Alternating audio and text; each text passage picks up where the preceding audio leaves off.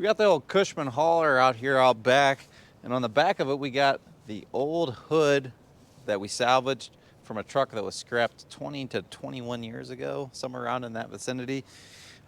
This old hood was saved from a truck that was scrapped specifically for the Flat Thunder rebuild, and yeah, it's been sitting inside for several years. Like I said, it was taken off 20 to 21 years ago, and in all that storage time, we messed it up. Right here in the corner, we got a dent. We got to try to work that out. We're gonna see if we can dolly it out. I don't know what I'm doing with that, but we're gonna give it a go, see what happens. Then we got to flip it over and try to cut in the underside. It's nice white. It had some weird two-tone striping on it and some pin striping. Pretty cool old truck. And then here's the damage spot. So this guy was hit and bent down, and I got a nice kink right there, and then actually a tear on the edge. I'm gonna see if we can bring that back up without stretching the metal too much. This is what we're working with. I don't have the right hammer, I just have my regular ball peen hammer. Then we got all the different dollies. There's actually one more somewhere in the box, I didn't bring it out. And these are basically the backers that you hold in to try to shape the body.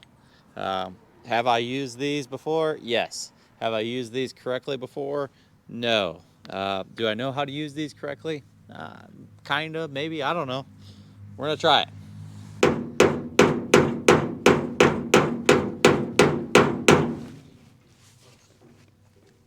I think the trick here is to lightly tap it and not stretch the metal.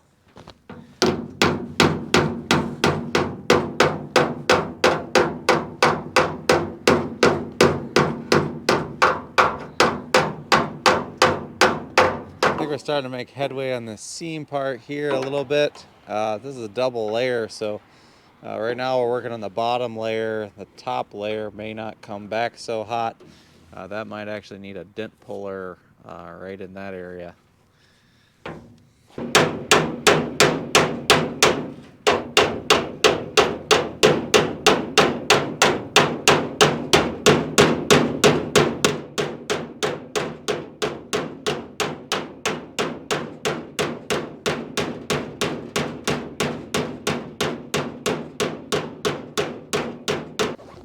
So when this dented in, it bent it down and shoved the top layer down.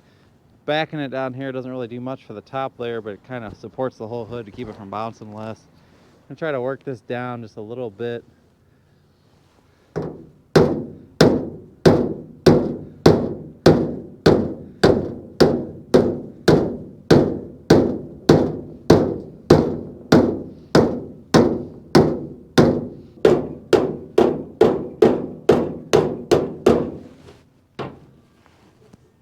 Your gut instinct is to grab that with a pair of pliers and just but if you take your time and really work the metal smoothly, evenly, with just nice little taps with your hammer, just a world of difference here.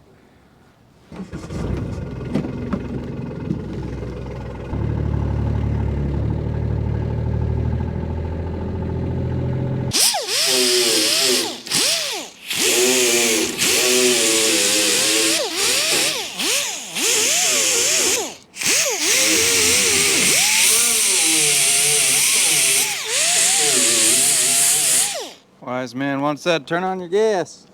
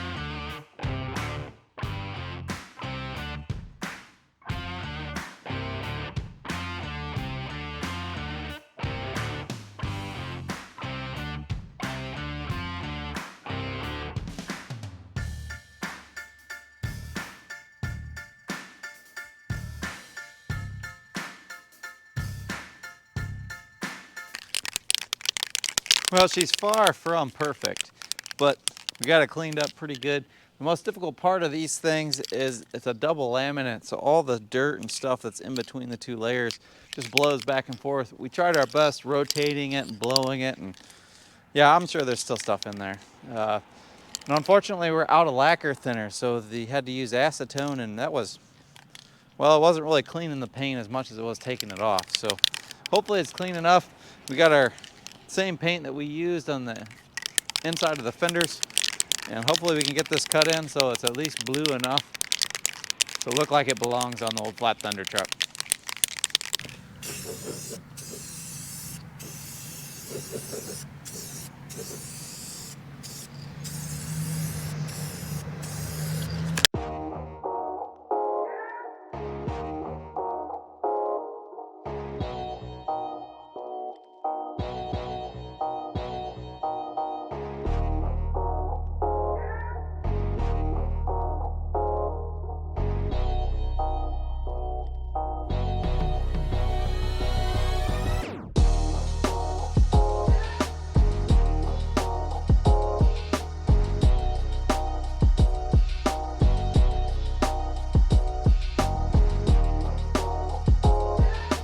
We converted the old white hood to kind of a blue, runny blue finish.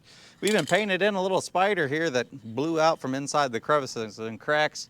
I guess he's going to be a permanent fixture here, the old Flat Thunder hood. Moving in the right direction. Now we're ready to get this thing back on the truck with the fenders and the front end. Yeah.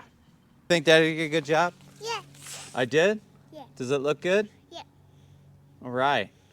You want to tell everybody thanks for watching? Thanks for watching. Give them a thumbs up. We'll catch you next time. Love you, baby. Bye. Bye.